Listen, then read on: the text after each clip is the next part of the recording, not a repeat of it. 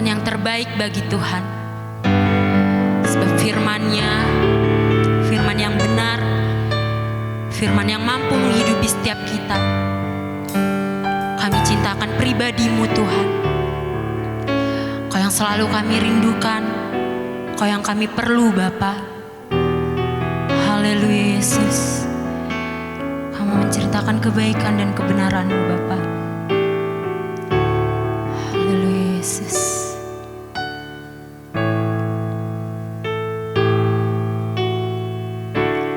Firman-Mu ya dan amin, janji-Mu menopangku,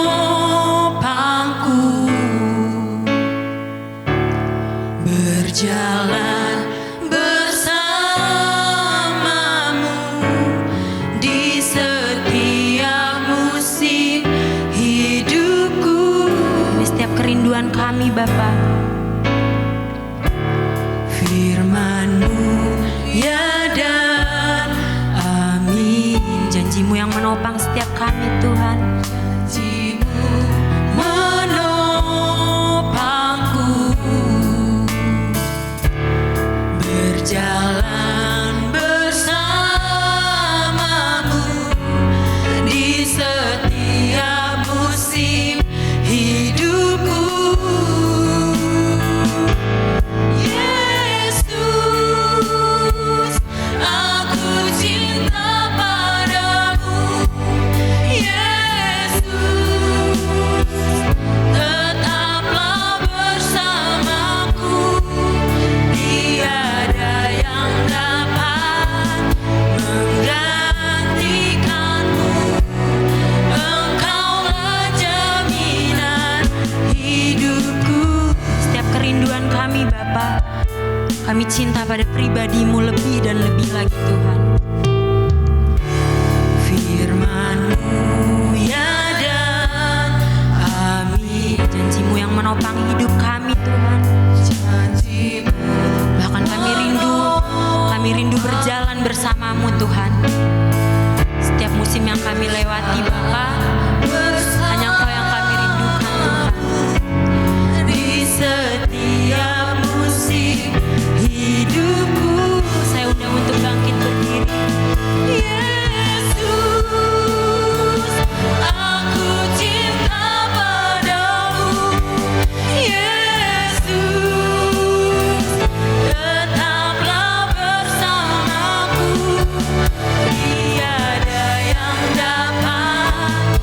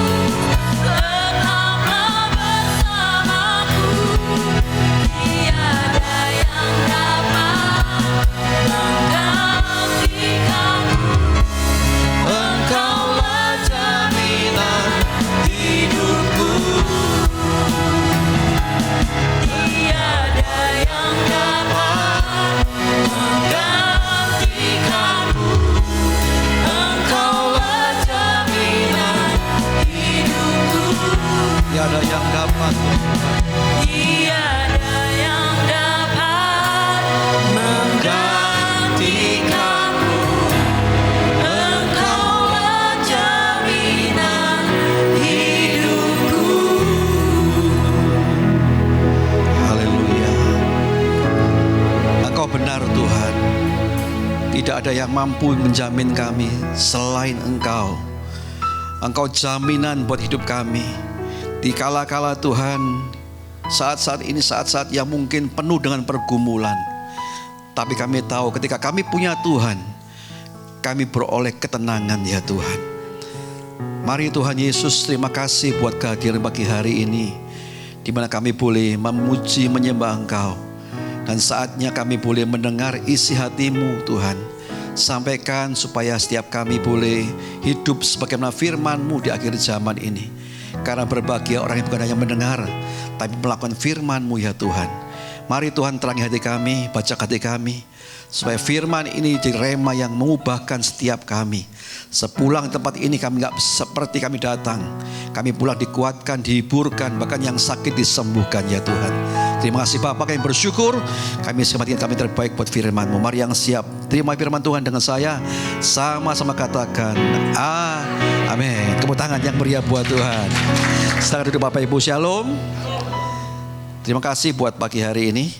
Ya mungkin Pak Gembala nggak bersama dengan kita, tapi mari kita akan belajar satu sesi, sebuah bagian dari firman Tuhan pagi hari ini tentang jiwa yang sehat. Bapak Ibu, manusia itu terdiri dari tubuh, jiwa, dan roh. Amin. Nah, roh kita mungkin sekarang sudah bersama dengan Tuhan. Kita percaya bahwa roh kita ini ada benih ilahi. Amin. Kita bisa percaya Tuhan Yesus. Tapi permasalahannya begini, seringkali banyak kasus terjadi bahwa di gereja baik-baik saja, shalom, wah mukanya pepsoden semua ya, ceria semua. Tapi di rumah itu berbeda. Di rumah berantem, ribut sebagainya. Kenapa? Karena ternyata begini Bapak Ibu, Paulus berkata pertobatan sejati itu bukan hanya di hati, di roh, tapi di pikiran kita juga. Nah, jiwa ini bicara tentang perasaan, pikiran, dan kehendak. Amin. Nah, pagi hari kita belajar tentang jiwa yang sehat, karena dalam tahun ini 2025 GBI secara nasional juga bicara tentang menjadi pribadi yang unggul, bermental atau berjiwa sehat yang menuai jiwa. Bapak Ibu, mari kita belajar sama-sama satu bagian dari firman Tuhan tentang jiwa yang sehat. Apa yang dikatakan oleh Rasul Yohanes 3 Yohanes pertama ayat yang kedua. Saudaraku yang kekasih, aku berdoa semoga engkau baik-baik dan sehat-sehat saja dalam segala sesuatu, sama seperti jiwamu baik-baik saja. Amin. Nah, jiwa kita harus baik. Selain roh kita, sekarang kita terima Kristus, hidup baru, tapi jiwa kita juga harus sehat, saudara. Seringkali problem terjadi karena apa? Karena jiwa kita tidak sehat. Amin. Roh kita memang menyala-nyala, menggebu-gebu setiap minggu atau mungkin setiap seminggu itu Senin, Selasa, Rabu ke gereja semuanya. Tapi problem ketika dia keluar dari gedung gereja, di situ mulai kelihatan siapa dia sejati, yang sesungguhnya. Di rumah berantem dengan pasangannya, berantem dengan anak-anaknya. Di dunia bisnis dia suka berantem. Saya percaya ini problem jiwa yang belum dipulihkan. Dan saya percaya pagi hari ini setiap jemaat GBI Hope adalah orang-orang yang mau sehat jiwa dan rohnya. Amin. Tubuhnya juga sehat. Ya kan? Kalau tubuh nggak sehat nggak datang ke tempat ini. Nah, Bapak Ibu gini, ternyata pada zaman dulu mula-mula Kristen ada, gereja ada, ternyata juga ada problem pemimpin yang tidak sehat jiwanya. Mari kita lihat dalam sebuah bagian 3 Yohanes pasal yang pertama ayat yang ke-9 sampai 10. Aku telah menulis kepada jemaat, tetapi Diotrefes ini seorang pelayan Tuhan, seorang pemuka, seorang mungkin gembala waktu itu ya. Aku telah menulis sedikit kepada jemaat, tetapi Diotrefes yang ingin menjadi orang yang terkemuka di antara mereka tidak mau menerima kami. Karena itu apabila aku datang, aku akan membeberkan apa yang telah dilakukannya, yaitu omongan-omongannya yang jahat terhadap kami. Dan dengan tidak puas dengan itu, ia bukan saja tidak mau menerima saudara-saudara seiman, tapi juga mencegah orang-orang yang bermaksud berbuat demikian dan mengucilkan mereka dari jemaat. Ternyata pada waktu itu ada seorang pemimpin yang jiwanya gak sehat. Ditandai dengan omongan-omongannya yang jahat. Saudara, kalau jiwa kita gak sehat, pasti omongan outputnya gak sehat. Kadang-kadang orang kok merasa gak enak ya sama orang ini ya. Kalau ngomong jutek banget. Ternyata memang jiwanya gak sehat, saudara. Dan kalau orang itu jiwa sehat, setiap outputnya, omongannya, perkataannya jadi shalom, berkat buat orang lain. Amin. Nah itu memang harus kita, ini problem yang harus kita atasi. Tahun 2019 ada seorang hamba Tuhan yang masih muda 30 tahun. Yang namanya Garrett Wilson. Seorang pendeta, gembala. Dan dia punya sebuah bidang keahlian yaitu konseling. Dia konselingi jemaatnya beribu-ribu orang. Ketika ada ingin bercerai dikonselingi, ya akrab kembali, rukun kembali. Soal problemnya apa dikonselingi baik kembali. Tapi ternyata sudah 2019, Garrett Wilson ini ditemukan bunuh diri karena apa? Juga punya sakit jiwa. Satu hal yang memang mengenaskan, gitu kan? Dia yang konseling ini orang, tapi dia mati karena jiwanya juga terganggu. Nah pagi ini mari kita belajar tentang data WHO 2020 waktu pandemi. Ini datanya. Gangguan depresi menurut WHO lebih dari 280 juta orang di seluruh dunia ini mengalami depresi. Waduh, banyak juga ya. Kita semua depresi enggak? Enggak ya. Jangan-jangan main musik depresi, enggak, jangan. Nah, kemudian gangguan kecemasan. Sekitar 7% dari populasi dunia mengalami gangguan kecemasan. Kemudian gangguan bipolar. Data menunjukkan prevalensi sekitar 1-3% di berbagai negara. Saya pernah punya jemaat yang bipolar, saudara. Waduh, berkali-kali datang konseling, dilepasin. Pelepasan, sampai 7 kali pelepasan. Ternyata bukan karena rohnya yang bermasalah, jiwanya yang bermasalah. Sebab itu mari kita sebagai manusia yang utuh, biar tubuh, jiwa, roh kita semuanya sehat-sehat saja. Amin. Nah, kalau kita sehat-sehat saja, saya percaya kita semua adalah orang-orang yang diberkat loh. Kenapa sih banyak orang Kristen yang disandungan? Bukan karena rohnya yang bermasalah, tapi jiwanya. Outputnya yang dilakukan itu salah. Sehingga banyak orang-orang yang menderita. Satu kali ada seorang yang namanya Marta. Seorang perempuan yang sejak usia 5 tahun ditinggalkan papanya. Ditinggalkan oleh dengan seorang ibu. Papanya nikah lagi, keluar kota, tinggalin anak yang 5 tahun dengan seorang ibu. Dan kebetulan ibunya ini atau mamanya ini tidak bisa apa-apa. Nggak punya keahlian, nggak punya skill. Sehingga waktu itu dia sama Marta, nak, jangan minta macam-macam ya. Mama nanti coba kamu tak sekolahin sampai SMA selesai. Tapi ya kalau kamu lihat orang-orang lain ke mall dengan papa mama, jangan pingin seperti itu. Kemudian dia cari pekerjaan mamanya ini. Dan pekerjaan yang mungkin dia peroleh adalah tukang cuci baju. Dan setelah itu kan cuci baju itu berapa sih gajinya? Setiap kali dia Martanya melihat teman-temannya jemput papanya naik mobil, mamanya naik mobil, dia mulai dari iri hati, kecewa, sakit hati. Dan dia ngomong, mana papaku yang tanggung jawab ini? Satu kali dia pingin begini, aku akan buktikan bahwa aku sendiri bisa sukses tanpa seorang papa. Saudara, akhirnya dia lulus SMA. Karena dia mau punya tekad yang kuat. Kemudian dia bekerja di sebuah perusahaan. Dan karena rajinnya diangkat jadi supervisor. Saudara, tapi jiwanya luka. Ketika dia jadi supervisor, anak buahnya itu semuanya jadi korbannya. Semuanya ngomel, kenapa? Itu loh supervisor, kalau ngomong nyelekit. Ngomong nggak enak. Ke kuping panas katanya. Padahal dia ngomongnya biasa. Tapi karena jiwanya itu luka, outputnya itu juga akan salah. Sehingga banyak orang yang terluka, anak buah yang terluka. Satu kali teman dekatnya ngajak dia, ayo ke gereja yuk. Enggak, aku mau sukses, aku ada waktu untuk ke gereja. Tapi berkali-kali temannya yang ngajak, ayolah. Akhirnya sungkan sudah. Dia pergi ke gereja. Waktu dia kerja duduk di gereja, kok pas khotbahnya itu tentang pengampunan. Tuhan berikan pengampunan, Tuhan dekat dengan orang-orang yang remuk hatinya. Wah, dia nangis, dia bertobat, dia ngomong sama teman yang belum pernah aku ngalami khotbah semacam ini. Aku belum pernah dengar bahwa ternyata ada seorang Yesus yang mau mati buat aku dan yang memberikan aku ini ketenangan jiwa sehingga dia bertobat, singkat ceritanya. Ketika dia bertobat, dia mulai mengampuni orang-orang lain. Dia mengampuni papanya dalam doa yang begini, Tuhan, aku ampuni mulai papaku.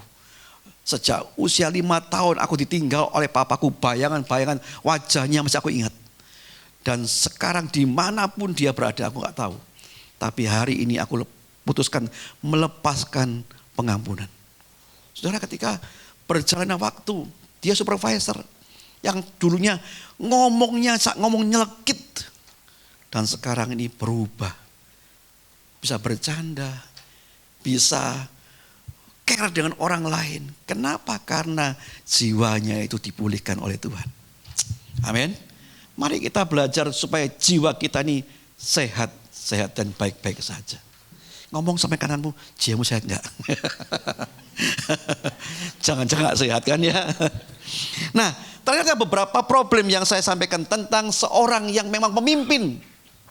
Hati-hati jadi pemimpin, hati-hati pelayan Tuhan yang jiwa yang gak sehat. Merusakkan semuanya Bapak Ibu. Seorang pemimpin yang namanya Hitler. Kita tahu Hitler kan, pemimpinnya Nazi Jerman. Ternyata dia punya luka jiwa sejak kecil. Dia mengalami gangguan yang namanya narsistik. Dan dia mengalami namanya psikopatologi. Makanya Hitler kita nggak kaget ketika dia mau bunuh semua orang-orang Yahudi. Karena dia ngomong bangsa Arya itu bangsa yang paling hebat. Karena dia narsistik. Dia ingin nomor 1. Dia ingin tidak ada orang lain yang mengalahkan dia. Dia ingin jadi tampil sebagai seorang yang paling hebat dalam dunia ini. Itu Hitler. Tapi sejak kecil ya memang Hitler dididik oleh seorang papa yang sangat keras sekali. Dipukul itu makannya sehari-hari.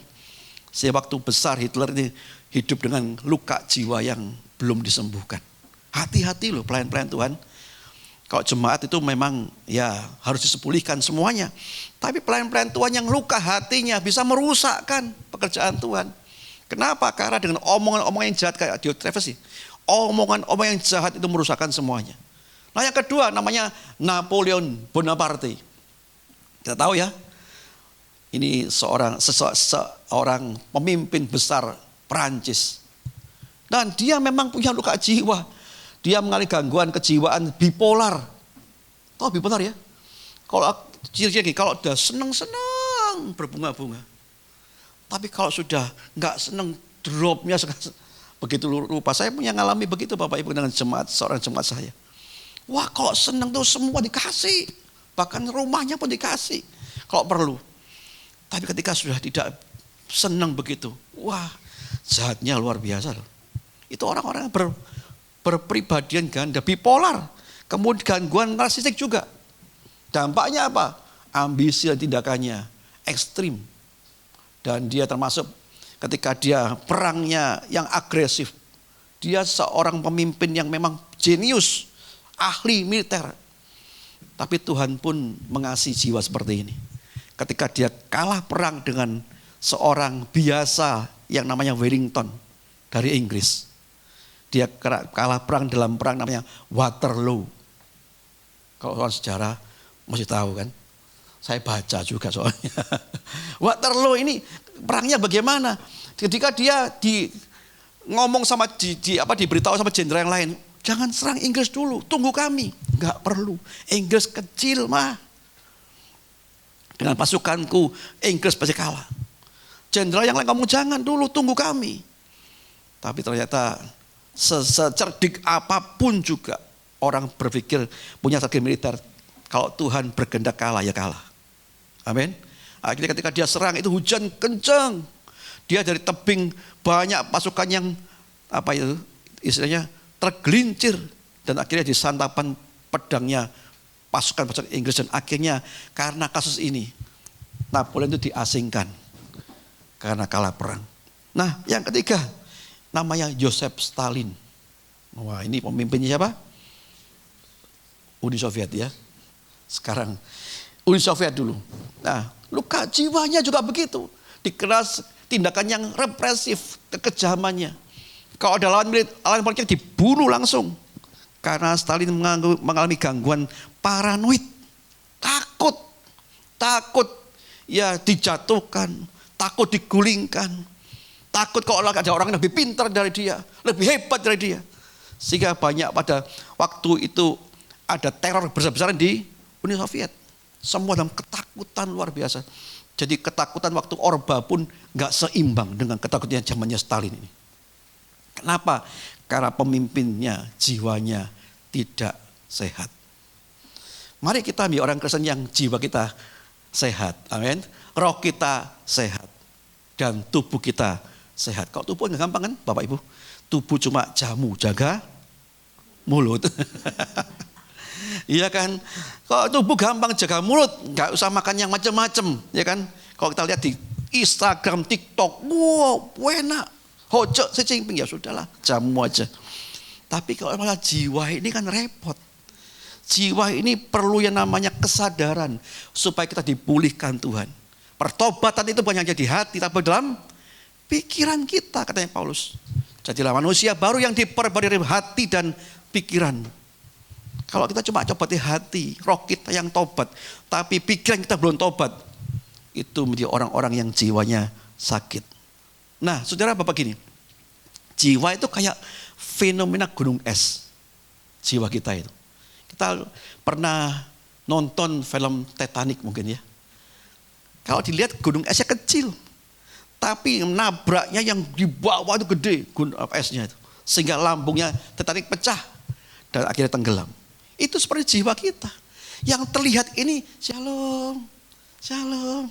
Wah itu sebagian kecil dari orang-orang yang bisa kita lihat. Tapi di bawah kita ini loh, tersimpan macam-macam misteri dan rahasia yang perlu dipulihkan. Amin. Kadang-kadang kita bersama-sama orang-orang yang paling dekat sekalipun tidak tahu loh. Karena kita bisa seperti itu.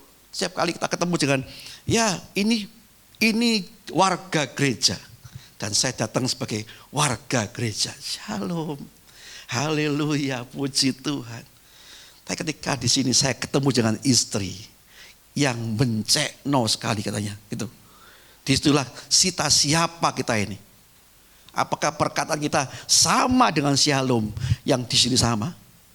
Bukannya di sini shalom, yang sini bukan shalom, kebun binatang. Itu jiwa. Makanya kalau ada yang itu, mari kita bertobat, amin. Ayo ngomong gini, kira-kira saya tahu siapa orangnya. Iya kan? Saya tahu siapa orang. Ya mungkin saya juga gitu. Kadang-kadang mari kita belajar kebutuhan yang tak terpenuhi, luka emosional atau konflik batin yang tersembunyi dapat mempengaruhi keputusan kita, hubungan dengan orang lain dan kesejahteraan secara keseluruhan. Makanya konflik batin ini harus diselesaikan, Bapak Ibu. Luka lama pun harus diselesaikan, amin. Kita nggak bisa loh kita nih milih kita lahir di keluarga mana, ayah seperti apa. Mungkin kita cuma hanya korban sinetron, ya kan? Ayah kita ayah yang konglomerat, sayang, tanggung jawab kayak Superman begitu kan, dijagai. Oh itu kan cuma di sinetron Bapak Ibu. Tapi kita nggak bisa milih kepada siapa kitanya lahir. Tapi saya percaya Tuhan pasti tahu rencana yang terbaik buat anak-anaknya. Amin. Dan kita harus lakukan itu. Ada satu kata-kata yang bagus Bapak Ibu. Begini. Sebuah penyesalan tidak akan berguna. Penyesalan tidak akan merubah masa lalumu. Sebuah kekhawatiran pun tidak akan bisa merubah masa depanmu. Tapi yang perlu hari ini adalah bersyukurlah setiap hari. Itu yang bisa kita lakukan supaya kita hidup dalam kebahagiaan. Amin. Loh kita gak bisa rubah yang lalu. Yang lalu biarlah berlalu. Yang depan pun gak bisa kita hadapi kekhawatiran kita. Tapi kalau kita hari ini ada, mari kita bersyukur, memuji Tuhan. Ya kan? Bersuka cita karena kita tahu bahwa hari ini ada karena anugerah Tuhan. Mari kita belajar pagi hari ini 3 saja perkara bagaimana kita punya jiwa yang sehat. Kita rindu jiwa kita sehat? Amin. Nggak perlu ke dokter jiwa. Saya kebetulan di tempat saya ada satu orang dokter jiwa kan, ke dokter psikolog. Iya. Kalau ke dia kan, waduh kayaknya sakit apa gitu ya saya. Sakit apa gitu. Kadang-kadang saya pun tanya, Kris, namanya Krisna. Kris, aku kok banyak suka emahnya kumat. Saya kasih obat Pak ya, obat penenang. Ya minum dikit, tapi dan memang ada membantu. Karena mungkin bukan karena beban pekerjaan yang hari-hari ini saya lakukan cukup banyak. Saya jarang ketemu dengan Pak Gembala lagi karena setiap hari saya harus menyiapkan, ini kan nanti April ada sidang SM di seluruh Jawa Timur. Harus disiapkan semuanya. Jadi hari-hari ini memang saya agak repot. Nah, bagaimana kita punya jiwa yang sehat? Yang pertama gini, mari kita lari saja pada Tuhan. Setiap masalahmu yang kau hadapi, problem apa yang kau hadapi, mari jangan lari ke orang lain. Jangan lari kepada sahabatmu. Tapi mari kita baca ayat ini. Matius 11:28. Marilah kepadaku semua yang letih lesu dan beban berat.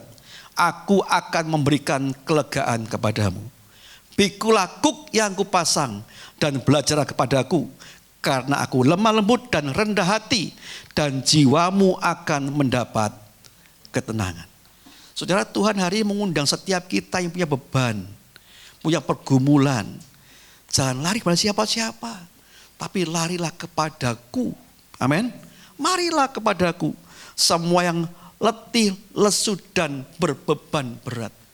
Aku akan memberikan kelegaan. Kata kelegaan ini dalam bahasa Yunani bagus loh. Plerosai. Artinya sabat. Sabat itu apa? Perhentian. Kalau saat kita penuh dengan pikiran yang ruwet, kita sedang mengalami kecemasan, ayo kita datang kepada Tuhan. Karena di situ sabaton sebetulnya. Ada perhentian sebetulnya, amin. Makanya orang yang suka dalam hadirat Tuhan, orang yang suka menyembah, itu orang-orang yang rata-ratanya jiwanya itu sehat, dipulihkan. Tapi orang gak suka nyembah, gak suka doa gitu ya saudara. Mungkin jiwanya terganggu, karena apa? Saya selalu scroll TikTok, scroll Instagram, scroll Facebook. Kok sudah bawa HP kan gak terasa ya, 1 jam, 2 jam. Tapi sembahyang 10 menit, usek. Saya pernah punya jemaat kasih request kepada saya gini, Pak, nanti kalau doa syafaat pilih orang yang cepat, yang efisien waktu. Iya kan? Tapi kok itu Pak, jangan yang itu Pak. Ya kenapa? Suwe doa. Rupanya 10 menit sudah usek gitu Bapak. Oh, berarti orang tidak pernah doa kan? Bayangkan dulu waktu papa, mama kita, opa kita, oma kita ke gereja bukan kayak begini loh. Sekarang kan semua karena setting nyaman, enak gitu kan. Tapi zaman dulu, saya waktu tahun 70-an itu saya ikut 75 itu. Saya harus jalan rel, kereta api. Tiap minggu saya diajak, ya masih kecil ngomong, aduh jalan kaki lagi. Tapi gak berani ngomong sama orang tua kan. Ngapain kok sekarang anak sekarang gak berani. Ngapain begitu ya? Kalau dulu gak berani. Ayo ikut jalan kaki. Ya 3 kilo lumayan buat anak kecil kan. Sampai di gereja. Ngapain? Semua berlutut. Sembayang loh. Gereja sekarang memang unik. Dapat datang gereja ngobrol dulu. Di sini gak ada Bapak Ibu sini. Ngobrol di sini. Ngobrol kalau kayak dulu baru shalom. Baru shalom. Mari kita belajar menghargai Tuhan di rumahnya. Amin. Ayo kita lari pada Tuhan. Kalau orang suka nyembah, orang suka doa, saya pastikan jiwanya ini lebih sehat. Karena dalam hadirat Tuhan ada yang namanya perhentian. Amin.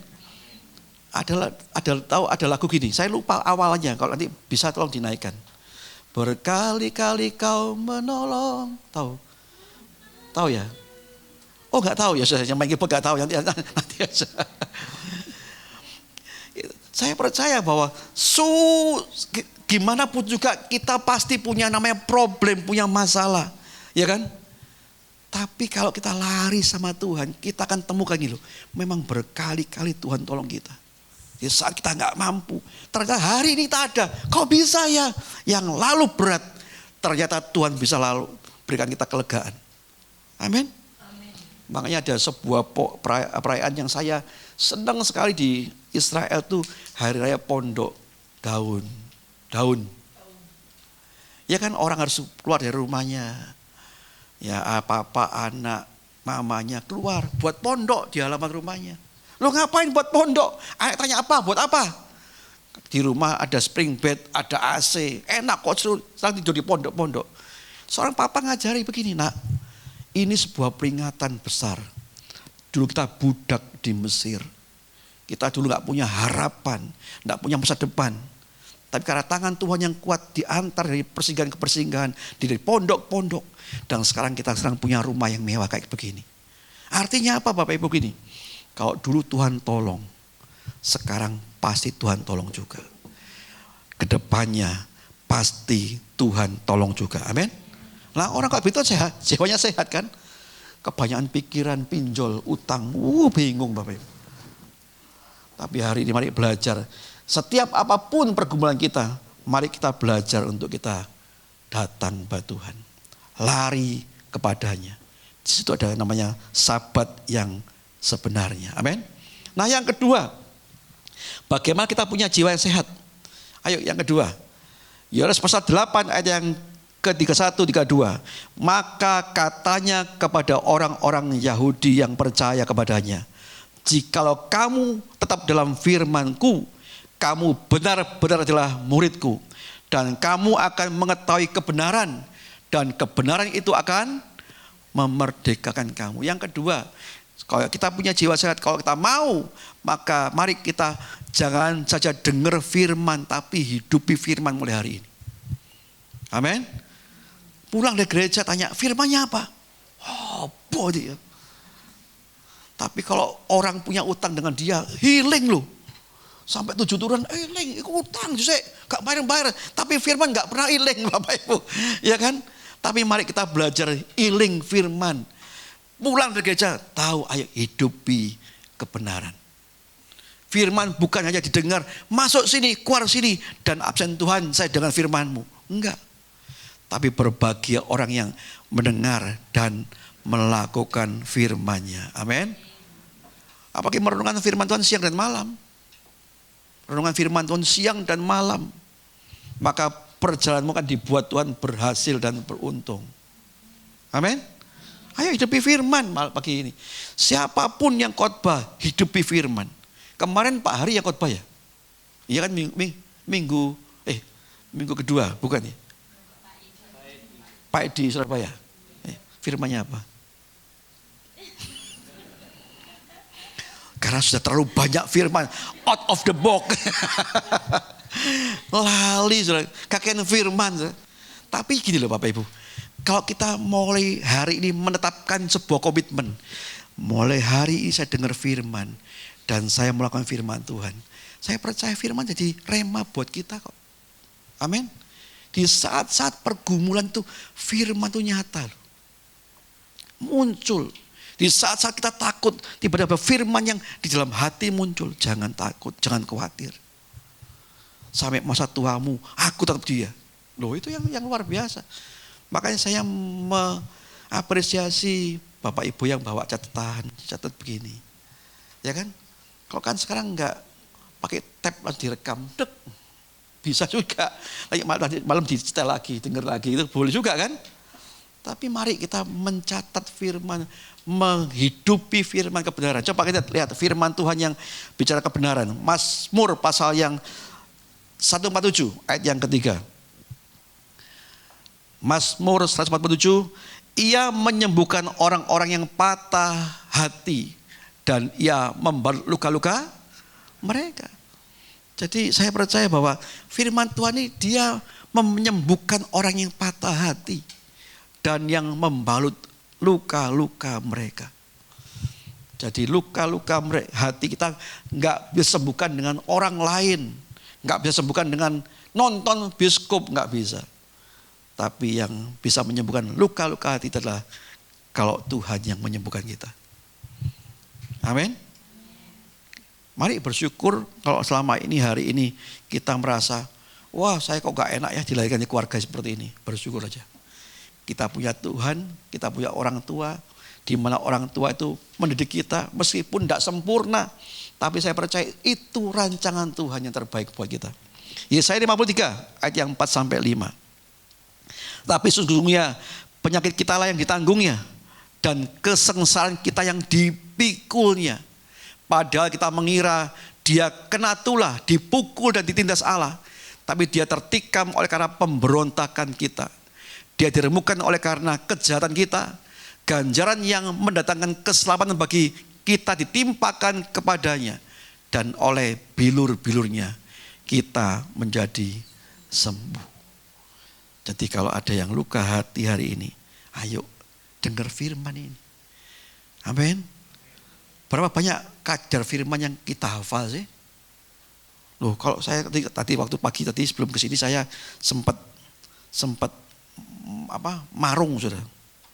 Ya, makan pagi di sebuah tempat makan di sebelah saya itu ada orang saudara tiri kita ngobrol kenceng, dia membedah firmannya, dibedah Alkitab, Alkitabnya, buku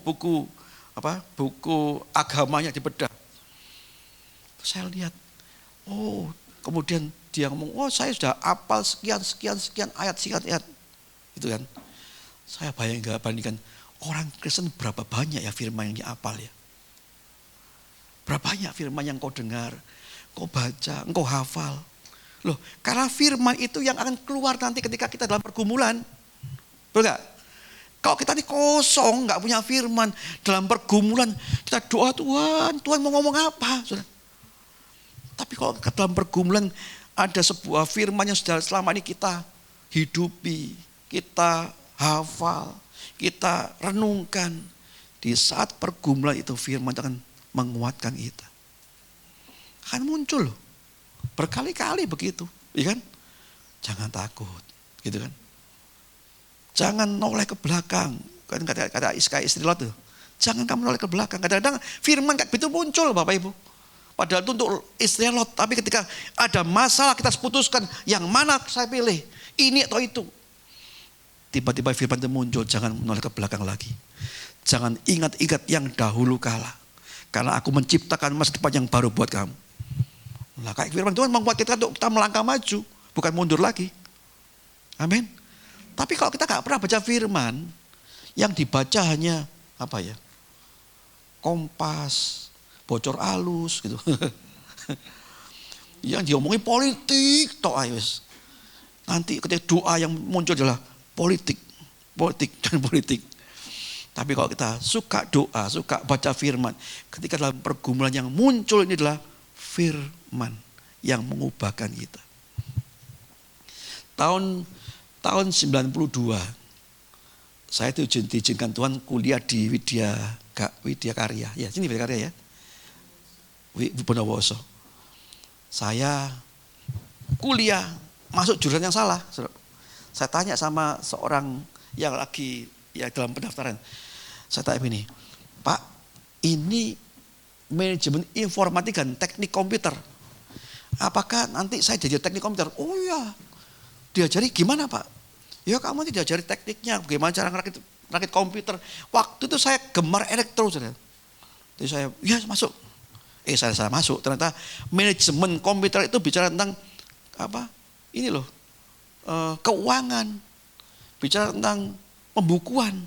Lah saya anak biologi. Pelongo begitu. Kan saya hafal kan itu bahasa biologi itu namanya apa dulu hafal, sekarang ya lupa semua Pak Ibu. Kan hafalan semua biologi itu kan isinya cuma hafalan. Ujian ya hafalan begitu karena bahasa-bahasanya kan aneh-aneh, Latin semua. Kalau yang apotek tahu ya, Latin semua. Lah kan saya juga begitu. Tapi 92 itu jelas sekali firman Tuhan gini. Kamu masuk ke PD. Persoalan doanya Widya Karya. Itu kan kampusnya Katolik dan orang Kristen kan. Begitu saya masuk, saya kaget. Itu gedungnya gede kosong. Cuma isi orang 8 atau 7. Saya tanya, nunggu, masih tunggu ya? Enggak, kita mulai. Saya tolak-tolak begini. Kok cuma 7 orang? Bayangan saya kalau kampusnya Katolik Kristen paling tidak ya ada 50, 60 orang gitu kan. Waktu itu saya lihat itu Tuhan ngomong gini dalam hati saya. Bikin kegerakan buat Kota Malang ini. Melalui mahasiswa pelajar. Tuhan apa yang saya lakukan? Saya lihat, saya dengar di tempat yang lain. Kampus-kampus juga redup. Cuma isi 7 orang, 8 orang, 10 orang gitu. Tiba-tiba saya digerakkan Tuhan untuk bikin gerakan. Saya ketemu teman-teman yang sehati. Saya bagi visi, oke siap gitu. Kemudian waktu itu kita bikin rapat. Kita bikin namanya Kebaktian Kebangunan Rohani Mahasiswa Pelajar 92 Kota Malang. Mapel, mahasiswa pelajar. Kemudian kita rapat. Kita cari tempat. Ya kan mahasiswa yang murah, meriah dan apa itu? Murah, meriah dan bisa dilangsungkan atau apa acara itu. Semua usul, ini jumlah berapa? Kita targetkan 2.000 orang hadir. 2.000. Kita ke kampus-kampus, ke PD-PD. Kita bagi beban, share gitu kan. Kemudian muncul kata-kata Kartika Prince. Waktu itu sekarang Taiji ya. Kartika Prince. Saya ngomong 92. Di Kartika Prince juga salah sewanya sekitar 7,5 juta. Bagi orang mahasiswa itu mahal banget kan. Mahasiswa kan kantongnya kecekak. Bayuk jen. Kita doa Tuhan gimana Tuhan. Tuhan suruh kami. Itu sudah muncul panitia ada 20 orang. Kita coba doa Tuhan ketuk surga. Ini mau gimana? Waktu hari Minggu kita doa Senin saya diutus untuk ke Kartika. Ketemu sama manajernya. Saya ngomong gini. Mbak kita mau ada yang KKR ini. Ini sosial. Ini mahasiswa pelajar. Saya ngomong kami gak punya banyak duit. Gak punya banyak uang. Berapa Mbak? Dia ngomongnya 7,5 juta Mas. Waduh. Tolong dipotong lagi. Itu kan marketingnya. Tolong dipotong lagi gak? Akhirnya ya nanti seminggu lagi ke sini. Dipotong 5 juta. Dipotong 2,5 tinggal 5 juta. 5 juta masih mahal kan bagi kita. 92 loh. Waktu itu saya gak punya hati lagi Tuhan. Ini kan sudah ke kampus-kampus. Sudah mau tahu ada acara ini. Masa Tuhan dibatalin. Tuhan memulai, maksud Tuhan gak bisa. Waktu saya doa Bapak Ibu di kamar. Tiba-tiba firman itu muncul. Teguhkanlah, kuatkanlah tim. Itu muncul. Kok teguh kuat?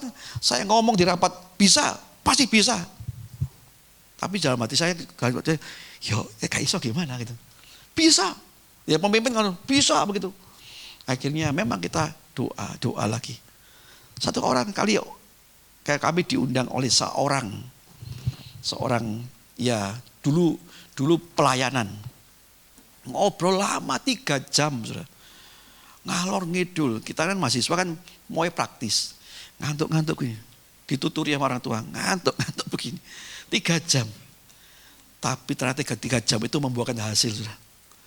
Dari 3 jam itu Tuhan kasih ditutup 5 jutanya. Wah kita seneng toh. Kartika Prince tutup. Terus pembicaranya siapa? Pembicara gimana? Masa pembicaranya nggak ada pembicara? Kalau pemain musik bisa ambil anak-anak kampus bisa. Pembicaranya siapa? Kita doa lagi. Pak Kris Manusama. Dari mana? Dari Bali. Duitnya sopo. Mau ke sana itu duit. Doa lagi saudara. Tuhan teguhkan melalui teman saya lagi. Bisa. Tuhan. Akhirnya kita undang melalui telepon. Dulu belum ada. Semua belum punya HP. Nggak ada HP 92 itu. Teleponnya krek. Di wartel. Kita kalau ngomong, halo tutup. Supaya nggak mahal-mahal. Ngomongnya cepet supaya apa? Nggak mahal-mahal. Siapa? Ketemu Pak Kris. Ini siapa? Ajudannya. Saya telepon lagi ya, tolong ya. Mati lagi gitu. Karena ini mahasiswa. Akhirnya ketemu sama Pak Krisnya. Oh ya siap. Gini bisa. Gini. Kemudian kita ngomong, Pak Kris maaf ini mahasiswa kalau ke Malang dibiayai dulu bisa. Oh iya gak apa-apa, ini mahasiswa. Mereka akhirnya dia datang, kita doa lagi Tuhan gimana. Saudara, ternyata Tuhan itu tidak pernah mengecewakan loh. Makanya kita harus punya kandungan firman sini, amin. Supaya hati kita kuat. Waktu semua selesai, kolektor dihitung semuanya. Kita bisa kasih PK Pak Kris bersama. Dan kita bisa biayai pulang perginya dengan pesawat terbang loh. Sampai itu kita terbengong-bengong. Kok iso ya? Kalau Tuhan yang suruh, pasti bisa. Tapi ini loh, jiwa kita harus pulih, sehat dulu. Amin. Nah yang terakhir, saudara, gimana kita bisa sehat jiwa kita? Ini yang penting, yang terakhir ini. Ayo, ini yang kadang-kadang kita nggak bisa lakukan ini. Yang ketiga, supaya jiwa kita sehat, ampunilah dirimu sendiri dan orang lain. Ayo kita ampuni diri kita sendiri. Kadang-kadang orang nggak bisa ngampuni dirinya sendiri. Saya pernah punya pengalaman pelayanan dengan tante saya. Seorang usia 30 tahun, namanya Sam. Usia 30 tahun sudah cukup dewasa ya. Tapi ketika dia tuh lakukan sebuah kesalahan, mungkin tumpahin air gitu. Dia ngomong gini, Sam bodoh, Sam tolol, Sam gitu. Wah ini kenapa ini luka hatinya belum. Ternyata sejak kecilnya anaknya nggak dikehendaki dilahirkan. Waktu dilahirkan papanya seringkali ya dalam bahasa yang membuli dia. Kamu bodoh, kamu jelek, kamu apa. Itu masuk dalam hatinya, dalam jiwanya. Dia terima Tuhan, dia anak Tuhan, tapi jiwanya sakit. Nah malam pagi hari ini mari, yang terakhir ini, ampuni dirimu sendiri. Kalau kita gak sempurna, memang kita gak sempurna. Amin. Orang yang perfeksionis kan mau sempurna. Naruh begini, ini loh, naruh sedotan ini loh, begini. Ada angin ke sini. Siapa pindahin ini? Kan begitu yang perfeksionis kan? Ada begini loh. Padahal gak ada salah, kena angin. Wush. Cari, kamu pindahin ya. Jiwanya sakit. Sudah. Itu sedikit aja bisa bikin api dalam keluarganya kan. Ayo ayatnya gini. Efesus 4 ayat yang kedua nih. Segala kepahitan, kegeraman, kemarahan, pertikaian dan fitnah hendaklah dibuang dari antara kamu. Demikian pula segala kejahatan. Tapi hendaklah kamu ramah seorang terhadap yang lain, penuh kasih mesra dan saling mengampuni sebagaimana Allah di dalam Kristus telah mengampuni kamu. Jadi mengampuni orang lain dan diri sendiri adalah langkah penting dalam memulihkan jiwa dari luka dan kesedihan. Ayo kita terima bahwa kita gak sempurna. Yang sempurna itu Tuhan. Tapi yang gak sempurna ini dipakai Tuhan untuk memuliakan dia. Amin. Nah kita tahu begitu ya, kita terima saja. Ada seorang pengkhotbah yang dulu ya awal-awal supaya tenar, dia suaranya itu biasa. Ketika di kampus suaranya kayak begini biasa, tapi di mimbar gini. Shalom saudara. Pagi ini kita akan terima firman. Kenceng banget. Kadang-kadang kita gak jadi diri kita sendiri. Kita sering kali dengar khotbah Pak Gilbert misalnya, pingin jadi Gilbert, ya kan? Khotbahnya Pak Hari Santoso, pingin jadi Pak Hari Santoso. Jadilah dirimu sendiri. Seperti yang Tuhan berikan. Kita ini unik. Amin.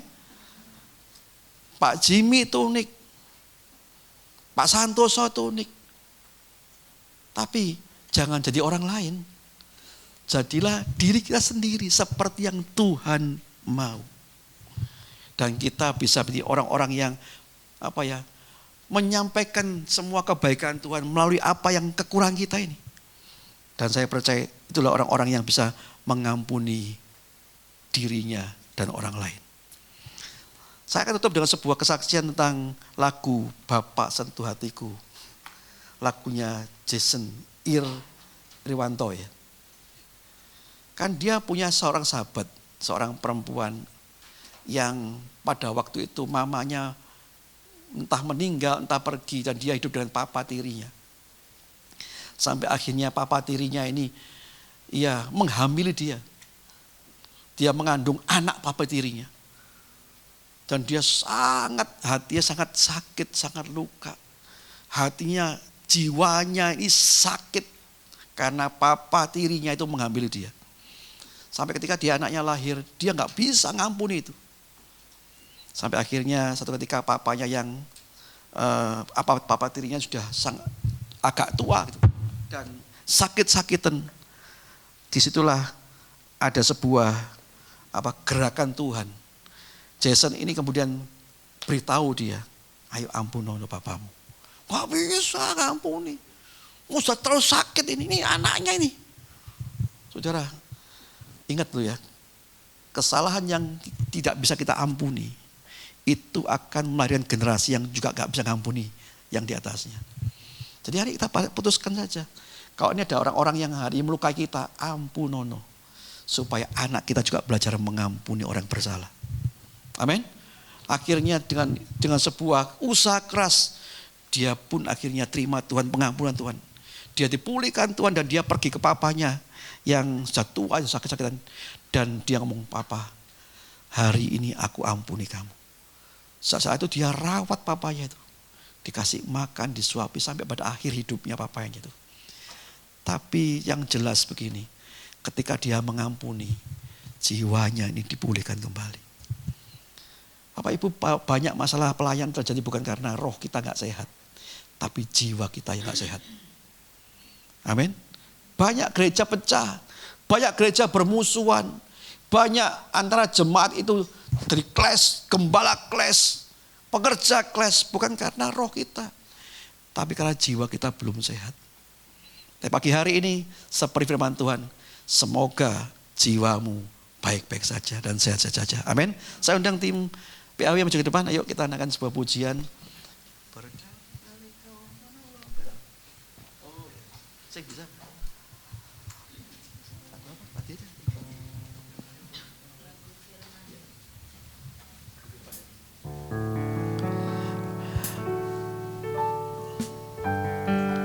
Haleluya Tuhan.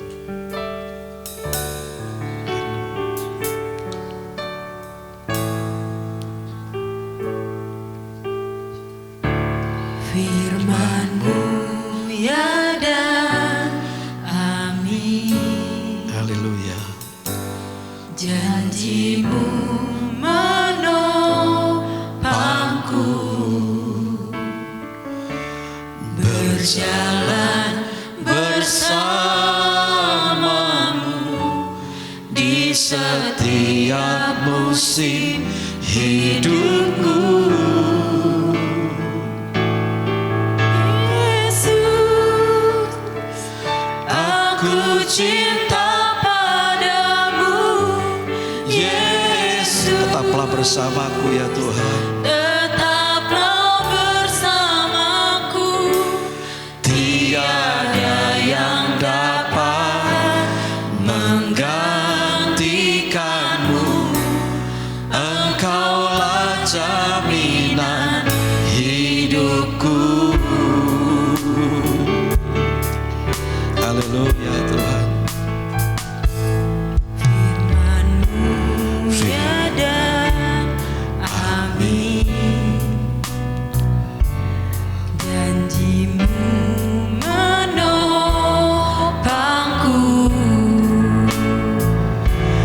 berjalan bersamamu di setiap musim hidupku. Katakan Yesus, panggil namanya. Yesus, aku cinta padamu. Yesus, tetaplah bersamaku. Tiada yang dapat menggantikanmu.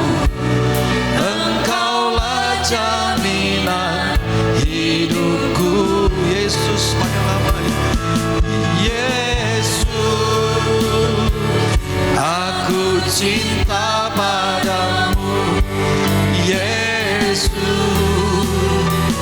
tetaplah bersamaku. Tiada yang dapat menggantikanmu. Engkaulah jaminan. Panggil nama sekali lagi, kata Yesus. Oh Yesus, aku cinta padamu, Yesus. Tetaplah bersamaku, tiada yang dapat menggantikanmu. Engkaulah jaminan hidupku, Tiada yang dapat, tiada yang dapat menggantikanmu. Engkaulah jaminan hidupku, tiada yang dapat menggantikanmu. Engkaulah jaminan hidupku. terima kasih Tuhan. Engkau jaminan buat kami, dan biarlah firman ini direma buat kami semuanya. Kami percaya bahwa Engkau ingin setiap anak-anak Tuhan tempat ini punya tubuh yang sehat, punya roh yang sehat, dan jiwa yang sehat Tuhan. Sehingga kami diberkat. Setiap apa yang kami perkatakan itu firman, setiap apa yang kami perkatakan itu shalom buat orang lain. Dan biarlah Tuhan pada hari ini, biarlah hamba-Mu telah berbicara, tapi biar Roh Kudus sampaikan terus buat kami Tuhan, dalam hati kami, supaya setiap kami boleh mengerti bahwa kami dipanggil Tuhan diberkat buat orang-orang lain. Terima kasih Bapa, berkati hamba-Mu yang sekarang ada di Solo, perjalanan pulang ke Malang Kau hantar dengan selamat. Bersyukur Tuhan, dalam nama Yesus kami berdoa dan mengucap syukur. Haleluya, amin.